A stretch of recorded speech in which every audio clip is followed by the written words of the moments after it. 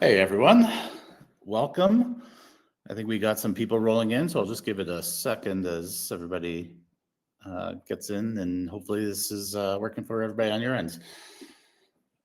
My name is Miles DePaul. I lead the marketing team here at Flowcase, and today we're going to be diving into probably one of the more discussed and honestly more frustrating topics that we've heard from our community at forums like this, in some of the events that we've been a part of.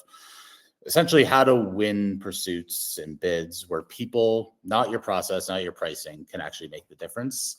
And that's our topic today. People win proposals. So why this topic? Well, I guess from our perspective, proposals are changing fast. I think we're seeing AI is now helping you able to write that perfect bid. Pricing is something you don't really necessarily want to differentiate on. So what it actually sets firms apart is your credibility, your reputation of the team that you're actually putting forward. And that's what we want to talk about today. So how to uncover like what's broken in the systems today, spotlighting maybe what winning teams are doing differently, and then sharing some practical ways to showcase your people in a way that truly wins the work. But I wanted to bring on two people that actually can tell the story way better than I can. So first off is Jeremy Brin. Jeremy is an accomplished leader in the bid and proposal strategy industry, decades of experience leading large, complex bids across multiple different industries. His consultancy, Growth Ignition, is about making the bid process improvement process practical and repeatable. Highly active on LinkedIn. I think has his own podcast that Erling here has been a part of as well. So definitely check him out on LinkedIn to continue to learn from him. I know we definitely all will.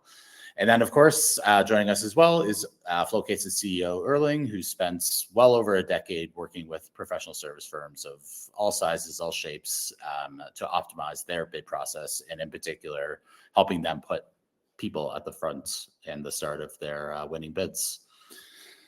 So yeah, thanks for all that. Hopefully with all that out of the way, I'll let you guys do most of the chatting here. But I kind of wanted to start with a bit of that look back and a bit of an audit of how things exist today. So Jeremy, I'll throw it to you. In the past, you and I, we've kind of spoken about some of the immaturity in bid teams today. And I guess I'm curious, like, what are some of the systems and practices that you see in place in bid teams that you see as broken, that is a bit immature, that you're starting to consult some teams to get over? So it's a vast question. There's lots of things, but we can pick some of the highlights, I guess. I mean, as many of us that have grown up in bids and proposals team could attest, actually, bidding's just the end game in winning work. And I don't say that lightly. We have to be very proficient, excellent in putting that ball in the net in the end game of bidding. But in reality, much of clients' decision-making processes around who they want to work with have been made emotionally, certainly, far before the RFP is ever released. And sadly, most businesses don't recognise that. So there's a fault in leadership. It's been quite interesting recently, actually. I'm getting pulled on more these days for training the C-suite in how to grow their B2B, B2G business and make good decisions and strategy, as much as I am teaching people to write bids. You know, I mean, just as a sort of reference point, in the UK, I know we've got people all around the world, but just for reference, in the UK as a marker, 500 people a month search for bid writing training as a term on Google. Only 50 people a month search for capture management, sort of next phase up the funnel at all. And so that tells you a story in itself about where people are putting the heat and light, perhaps in the wrong places. Because I probably train 1,000 people a year in bid writing training stuff, but I have to break it to them that their ability to write great bids is only 20% of the problem when it comes to winning deals. Much of the action needs to happen further up the funnel. So I guess point number one is it's recognizing that bidding is towards the end of the funnel. You've got business planning, marketing to a point, but certainly key account management of your key accounts, capture of your key pursuits, more than a year before tender. And actually, ideally, I'd much prefer that bid teams we're involved in writing proactive proposals and negotiation proposals to clients to secure business one of one and be involved in a competitive tender. Competitive tendering is extremely expensive. It's the last thing you want to do, actually. We should use our keen minds of our proposals teams further up the funnel and to negotiate deals that are more profitable and create greater value for clients, really. So I guess point number one, what we'll probably end up referencing a few times today is there's an immaturity in what happens before bidding, during, and then kind of after. And so that's the before bit. I think during, we should certainly be looking to focus on the solution and our people. So there's a lot of heartache goes into writing great bids that are actually focused on a commoditized or fairly standard solution, whereas actually you win deals by being the most valuable to the client in things that they value. And so focusing on, if you relentlessly focus on being the most valuable supplier or partner to the end client, everything else follows, really. And so there's that lack of focus on how are we actually going to create the most value for the client that they value, and then how our people credentialize that, bring that story to life, because it's ultimately the people, your structure chart, your CVs, your story, and how those people are going to go to work with the client is how we really convince them, because the other element alongside value is trust. And so a lack of focus or being able to bring forward trust, I think, is important. Amazing. Yeah. And I guess Erling, I'd be curious if you just have thoughts on that last piece. Like, I think a lot of companies are stuck in that, as you said, Jeremy, that commodification phase. Like, they're kind of, a lot of the bids are looking similar. And I think I'm curious how customers that you work with, Erling, are able to really build trust, build that credibility in a more nuanced way within a lot of the bids once they actually are a part of that process. Yeah, no, I would say both of those points resonate with me a lot. So yeah, just actually going to your first point there, Jeremy, is like, I've always admired the bid and proposal people for, you know, having to have this like detailed knowledge of basically on the entire business, like from the inner workings to the insurance they have to the, you know, all the people and financials and everything. And but I think they're often, to your point, they're getting in potentially too late, and they're not armed with the data and kind of insights they need. So we're obviously seeing that in that, you know, they might want to, you know, showcase their people, making sure that their reputation and credibility shines through, and that their clients can actually see that, you know, the people they're putting forward are actually relevant. They've worked with this client before, they worked with similar things, and they've delivered similar value in the past. But what they're typically getting is a SharePoint folder with like Jane and Kevin's resume from, you know, updated 24 months ago. So I think that's what we're trying to change. Like, you actually arming these bid and proposal people with up to date data, and actually trying to help them get a bit ahead. So yeah, no, I think that definitely resonates with me. And yeah, once AI is making some companies obviously being able to do a lot, it's still, you know, what actually stands out there, what is your competitive advantage. And yeah, to your point, I think, yeah, to the people and your reputation. Yeah, absolutely. I think up the funnel in terms of the business plan or targeting of key pursuits, at least getting ahead of that. Obviously in the capture phase, we'd love to socialize our teams with clients people, but the first things first, you need to understand what capability and experience you've got in the business, right? Obviously your tools can help people out with this stuff, but you need to, because some of these businesses can be really big. I can see some people on the call that are in massive organizations, and as wonderful as bidding people are and how sort of elephant like our memories are, there's only so much ground we can cover in terms of people's skills and competencies that we can bring to bear, and experience in particular. I mean, I've got a client at the moment, a 1.2 billion turnover building contractor that wants to enter new markets, or in fact in the UK the world's going to change a bit with where the government spends its money, it's going to be a lot less localized, a lot more national programs. And so they've got to figure out who have they got who's got experience in defence across thousands of people.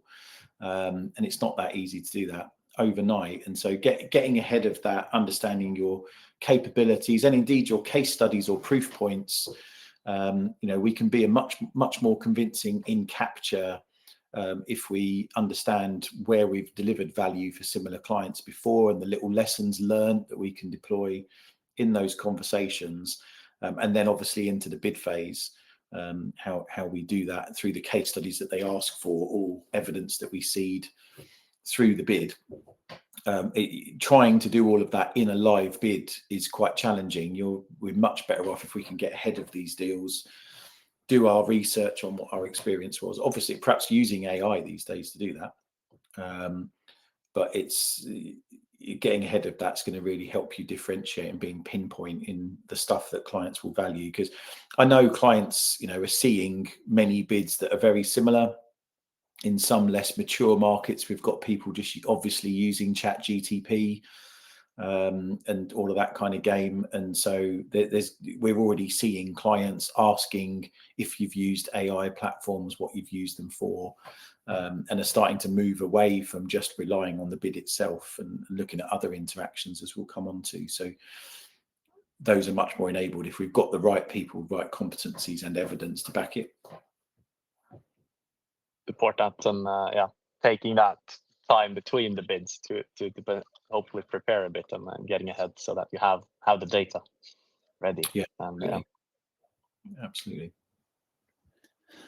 Amazing. Yeah, and I think to maybe move on to kind of the some of the meat of the topic is what winning teams are doing differently. So I'm sure kind of what some of the challenges that we talked about now resonates with the audience, but kind of looking ahead to how to do it differently, how to win, how to be a bit more effective. And yeah, we're launching a couple of polls throughout this. Thanks for participating here. But thinking about where people are losing time in the whole bid process, trying to think about how to improve that. So Jeremy, we've talked about maybe some of the 10 polls to successful bidding, and maybe starting from that high level strategic perspective and identifying spending a bit more time on where I guess again on that strategic piece of bids. I'm curious about how you think about some of those 10 polls, those key parts of successful bids that you'd recommend teams need to be thinking about differently.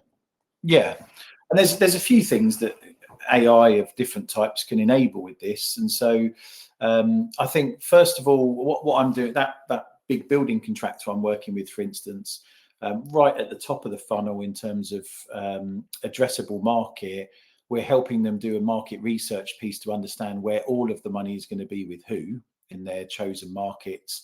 And then we're washing that through a couple of lenses. We're washing it through a perfect client lens. So when they look back over the last 5 years at the clients they've been working with, which ones do they make money with and which ones don't they make money with? Which ones do their people enjoy working with and their people's well-being is better, and which ones have higher client satisfaction. If you sort of look at that Venn diagram, you'll find a sweet spot of the clients that are kind of the future DNA type for the business. And you'll realize you need to deselect clients.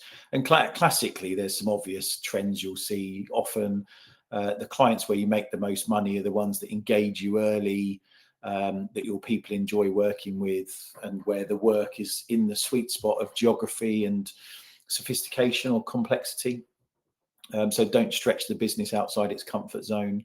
So we'd also, the second lens we'd wash that data through is contract sweet spot. So size, complexity, geography, type, what we've got experience for, credentials for, which again we can use our systems for. So there's some work to do there for targeting that's outside the remit of the bid function.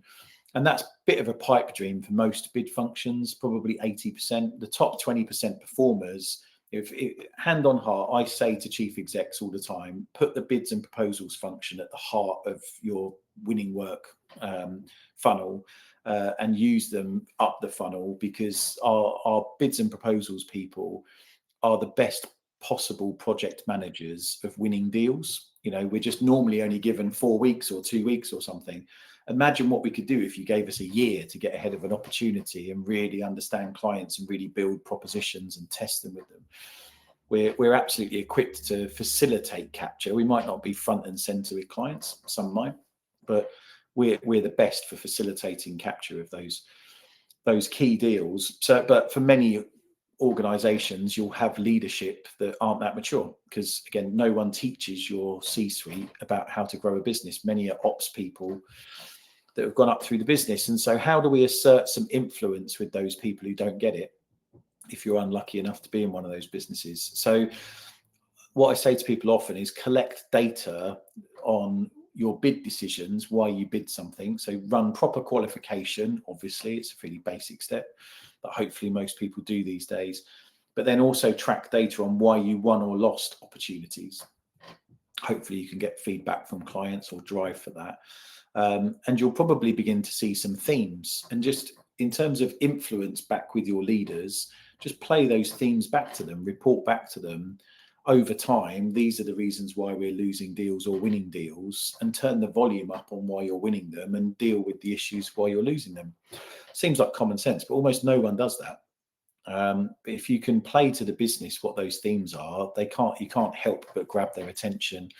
And there's work for us to do as bidding professionals in growing our influence in business, using live bids to make friends and support senior people, offering to do a bit more. I saw something with a video of President Obama the other day talking about he wants people that offer to help to take that task away, to make that thing happen. That's what bids and proposals people are all about. Go and build influence with more senior people. You do end up seeing some senior bidding people end up being chief of staff of some of the big management consulting firms and things like that out the back of that. And so, I think there's something in trying to stem the tide of the pipeline through a reasonable funnel, make good decisions about what we pursue and what we ultimately bid.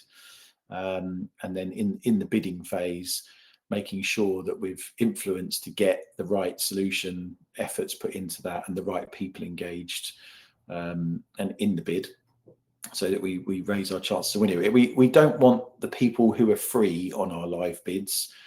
We want the best athletes the business can give us in our teams. And we all know as bidding professionals when we've got those people and when we haven't. And so just try and get ahead of deals that are coming at you in the pipeline and just raise it with the business. Wouldn't it be great if we got that team on this? So you try and optimize the team you're going to end up bidding with. Try and make your bids a self-fulfilling prophecy, really.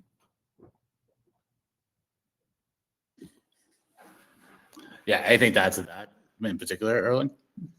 Yeah, no, I think on the topic of sort of getting ahead, I've obviously seen now 400-500 times with the companies that we work with that doing things slightly differently can help you get ahead. And I think that's kind of what sometimes separates these winning teams from the others, that they are a bit open to, okay, we've been doing this in a certain way for 5 years, but maybe actually there is a better way, and being a bit open to exploring that. I think that's a key sort of traits to those teams, the curiosity and being a bit open to doing things in a different way.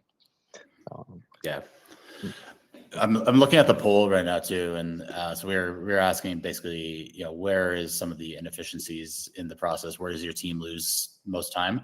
A couple at the top here, but one that stood out to me was customizing content for each client. So just that tailoring process, and I think you touched on it a bit, Jeremy, around like AI plays a role in that, like making sure we have our own AI model that can produce the content.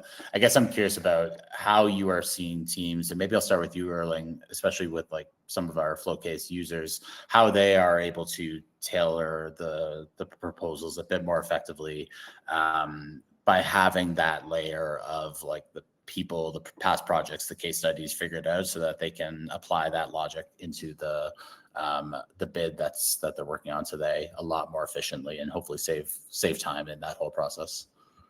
I think what we've seen, and also our thoughts on this is that, AI can do amazing things, but in order to have it do that, you need the data first. So we're focusing a lot on capturing this data, and instead of, I guess, storing data just in like stale documents, we're breaking it down into more like modular parts, so that they can actually then be successfully assembled and matched towards the requirements basically by AI. So I think there's like lots of exciting things you can do. They can work a lot more efficiently, but we also have to make sure that they have the right data and the right structure, and it's up to date to make this work. Yeah. When you see these results, Jeremy, so just the two bottlenecks here are customizing content for each client and chasing internal contributors for input. They're the bottlenecks. I'm curious if you've seen ways of reducing that, or if that's just kind of part of life for bids and proposal managers. Yeah, so there's kind of symptoms and diseases, or symptoms and causes in this, because we're mixing our drinks a little bit. So some of that is, AI can help you, but some of that is just good proactive bid management. And so if you are influencing, touching base, well, first of all, if you're helping the business select the right people to work on bids who have the right behaviors, you'll get a better outcome. So that'll eradicate some of the having to chase contributors, because the contributors have some skin in the game and be excited about the deal and know what it means for their bit of the business, and they're responsive. And so that helps treat that symptom by eradicating the disease in the first place. And then I guess that in terms of content, likewise, obviously AI is really very useful for plugging data into obvious questions. But many of the people I can see on this call are working in businesses that have quite complex solutions, and those solutions may well be bespoke to specific clients. And so you very happy for people to use AI to get them down the road on questions they get asked all the time that are standard on quality management or information security or whatever it is. But when it comes to your logistics plan, your program, your project management methodology for this particular project with these challenges, you've got to be much more, I think you've got to storyboard those responses effectively, as I would always say as a bid writing teacher. We've got to break those questions down effectively and the scoring criteria effectively, and storyboard those responses, not just taking into account what we've written in previous bids or what we've got in the bid content library or hero content, but also, the quality management system of the business should tell you how it goes to work.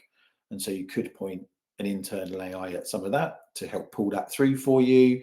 But certainly it still comes down to getting your subject matter experts, your contributors on a call or sat down and just thinking through, how are we going to build this job or deliver this service? What's our approach? Because it may well be quite bespoke, require different things. But so you can use AI to support some of that pulling through content. But I still say to people, unfortunately, you've got to read the whole ITT end to end. You can stick it in Copilot or whatever and get a summary, but it doesn't know what it's looking at sometimes in terms of industry specifics, jargon, particular situations. And you know what clients are like. They can bury requirements at the back of a specification or something, or and it can hallucinate and all sorts. So it's getting better and better. I mean, I've noticed I take a look at the AI game every 3 months, because I've only got time to do that. I can't keep up to pace with what's going on. So I tend to do a deep dive in the school holidays when I'm quieter in the training business. And it is stark, actually, the jump that's happened in the last 3 months. Even just with Copilot, it's the quality of stuff is getting better and better. And I'm sure Erling and the gang systems making quantum leaps all the time too. But I'm afraid you're still going to have to read everything, and because it's your job. And you're still going to have to do the work with people to create the most valuable solutions, because it's their job to do that. And that's how you'll win deals. Because I was telling the guys on a prep call for this, I'm a non-exec for a project management business who put out a job advert for a middle level, probably a 70, 80K a year project manager in the UK, in London. And they had 200 applications, and 185 of them had basically the same cover letter because they're all ChatGTP. And there's an argument, well, if you've got to submit to hundreds of jobs to find a job these days, then you're going to have to automate it. But we looked at the 15 first. And half of those were obviously rubbish, but you know, the ones that are a bit different. So the same is going to be happening with tendering. You're going to, particularly in less mature markets where people are just using ChatGTP, not realizing that it puts their IP on the internet, which is a bit silly. You're going to get the same, clients are going to get basically the same stuff. And so we're seeing them starting to ask, as I alluded to, they're starting to ask for meetings before bids come out. They're starting to ask for mid-bid meetings where they can test your solution with you, almost sort of like competitive dialogues. And they're asking for more post-tender interviews because they want to test that you really wrote it or you really understand it. Because that's what they're buying, is that team of people and their ability to deliver that solution. They can't risk that, you know, your systems have pulled something together from a previous bid or whatever, and it's not what they're really going to get, or the team don't really have the capability to do it. So they're constantly going to push and find ways to challenge you outside of the bid you actually submit.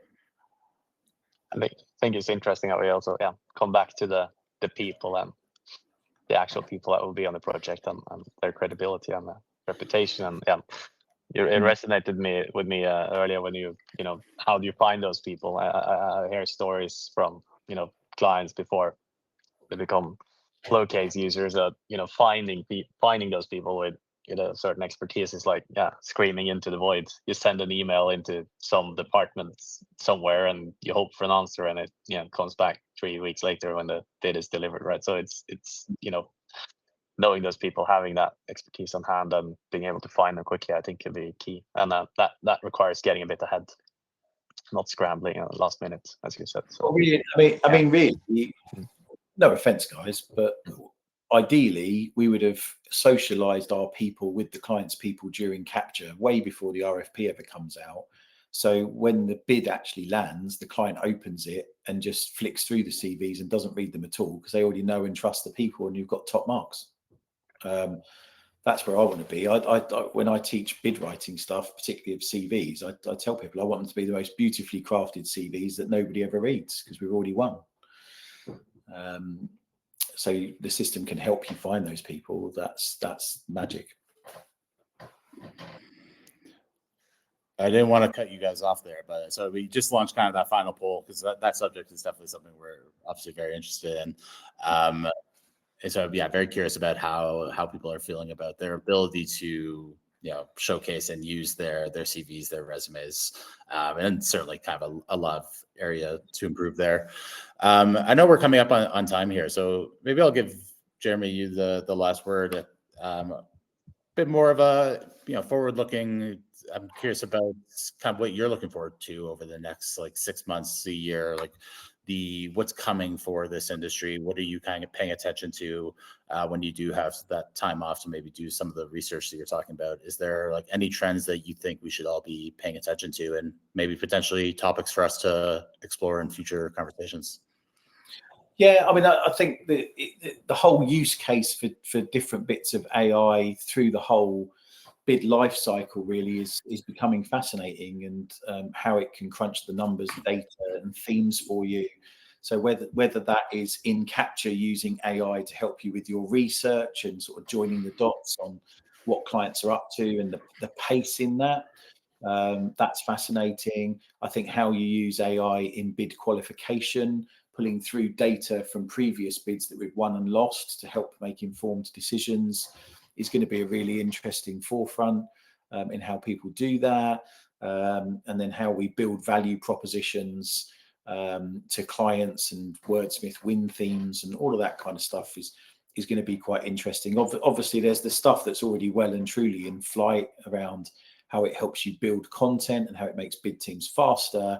You know, I put a message out, I think, on LinkedIn last week or the week before for senior people. That doesn't mean that we need less bid people, though.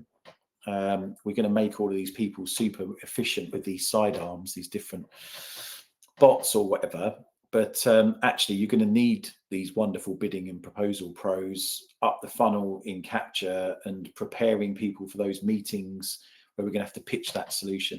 And the solution development stuff doesn't go away. The storyboarding stuff doesn't go away. We might be faster, more proficient, more accurate, but it's only ever going to get more and more competitive, basically. And so I think there's a bit of a focus on how we use AI and its use cases, but we mustn't lose sight of the fact that the most valuable solution will probably win in whatever the client values, whether that's cheaper input price, better outturn in terms of OPEX, whether it's saving them time, whether it's carbon, social value. However you create more value for clients, that's what will win you deals. But ideally, we can flog them that in the capture stage and just negotiate it with them. Yeah, and I love that theme we've been talking about, just getting the bid proposal team, getting them involved in the process earlier. And one of the comments here from Chris just mentioning that how that team really just is the voice of the customer in many ways, and they really understand the buyer more than anybody. So why delay it? I think that's a really good point. I think with that, we're gonna call it. This 30 minutes flew by quickly here. So thank you so much, Jeremy. Thank you, Arlene, for your insights. To everybody on the call, thank you so much for joining. We will be sending out recordings and we'll have some snippets and things like that as well. We are learning how to run these types of sessions. So please, if you have any feedback, just hit reply, let us know. But hopefully we can keep these going and keep offering some valuable insights like Jeremy was able to provide today. So thank you both, and thank you, everybody. Have a great day. Thank you, everyone. Thanks, everyone. Bye.